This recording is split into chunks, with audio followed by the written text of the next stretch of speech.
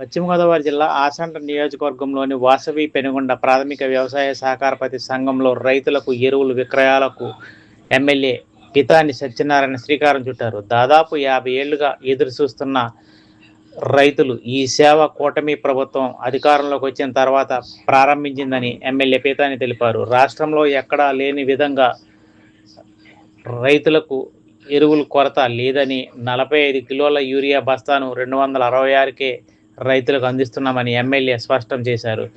రైతులు సాగు విస్తరణకు అనుగుణంగా ఎరువులు పంపిణీ చేయాలని అధికారులను ఆదేశించారు. ఎమ్మెల్యే పితాని ధాన్యం కొనుగోలు చేసిన 24 గంటల్లోనే రైతులకు నగదు జమ చేసే విధానాన్ని ప్రభుత్వం అమలు చేస్తుందని, గోదావరిలో నీటి కొరత లేదని, రైతులు ధైర్యంగా సాగు చేసుకోవచ్చని ఎమ్మెల్యే పితాని సత్యనారాయణ పిలుపునిచ్చారు.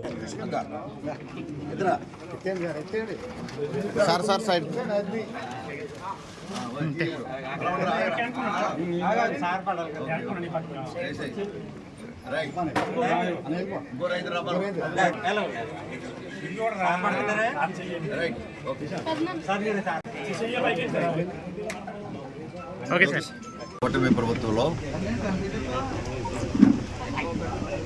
రైతు పక్షపాతిగా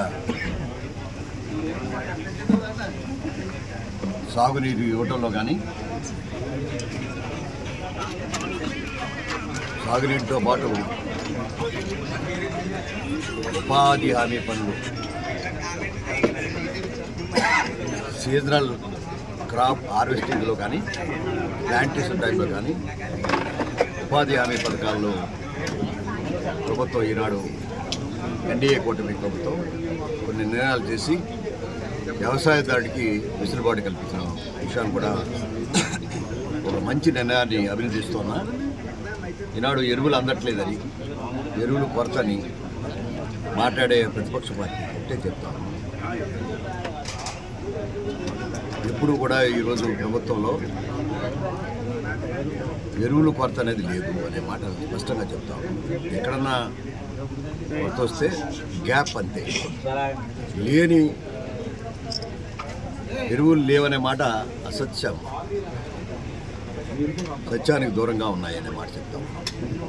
ఈనాడు మరి ఒకసారి విషయం ఏంటంటే, ఎరువులు కృత్రిమ కొరతకి క్రియేట్ చేస్తున్న సందర్భంగా రైతు ఖాతా పేరిట వారి యొక్క భూమిని యాప్ ద్వారా నమోదు చేసి అర్హత కలిగిన ప్రతి ఒక్క రైతుకి ఆ ఎరువు తీసుకోకపోతే ఆ ఎరువును కూడా దాచిపెట్టే ఒక వినూతనమైన అగ్రికల్చర్ డిపార్ట్మెంట్ పెట్టి రైతుకి ఎంత భూమి ఉందో, 1 ఎకరం ఉంటే 2 బస్తాలు యూరియా ఇచ్చారు. 5 కాంప్లెక్స్ కావాలంటే ఇవ్వాలి. అలాగే ఒక భూమి 47 సెంట్లు ఉంది, ఇప్పుడే చూసే రైతుకి ఒక రైతుకి ఇచ్చాము. అతని అర్హత 47 సెంట్లకి ఒక బస్తా ఇచ్చే కార్యక్రమం ఇవాళ చూసినట్టయితే, ఇవాళ యాప్ చూసాం.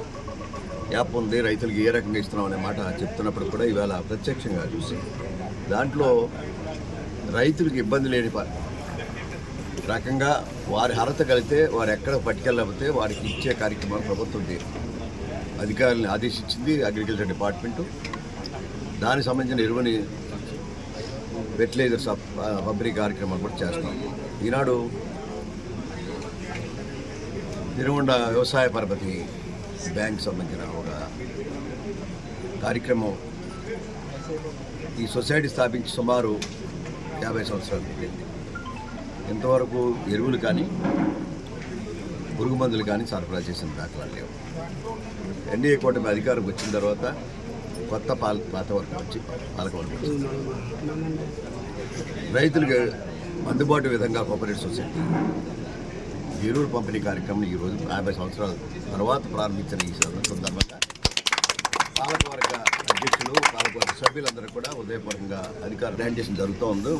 నీటికి ఎద్దడి లేదనే మాట స్పష్టంగా ఈ ప్రభుత్వాన్ని హామీస్తున్నాం.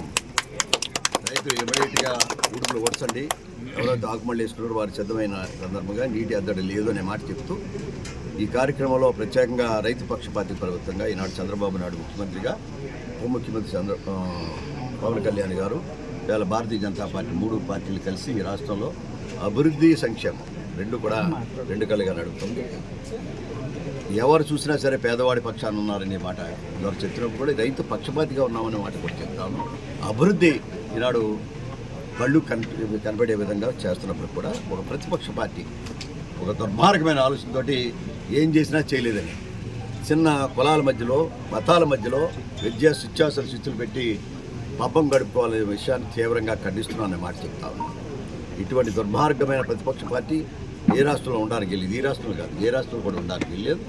ఈనాడు కూడా ఒక ప్రతిపక్ష పాత్ర పోషించాలంటే ప్రజల పక్షాల నుండి ప్రభుత్వం మీద ఒత్తిడి తీసుకొచ్చే కార్యక్రమం చేయాలి తప్ప ఈ అధికారం కోసం ప్రజల్లో అలజడి గుర్తించడం, ప్రభుత్వం మీద అల్లరి చేయడం, చేసింది కూడా చేయలేదని చెప్పడం, లేదు చిన్న విషయం జరిగితే దాన్ని పెద్ద మొత్తంలో కులాల మధ్యలో మతాల మధ్యలో చిచ్చు పెట్టడానికి ప్రయత్నం చేస్తే జగన్మోహన్ రెడ్డిది మంచిది కాదు, వైఎస్ఆర్ పార్టీ నాయకుడికి మంచిది కాదని తీవ్రంగా ఖండిస్తున్నాం. Thank you.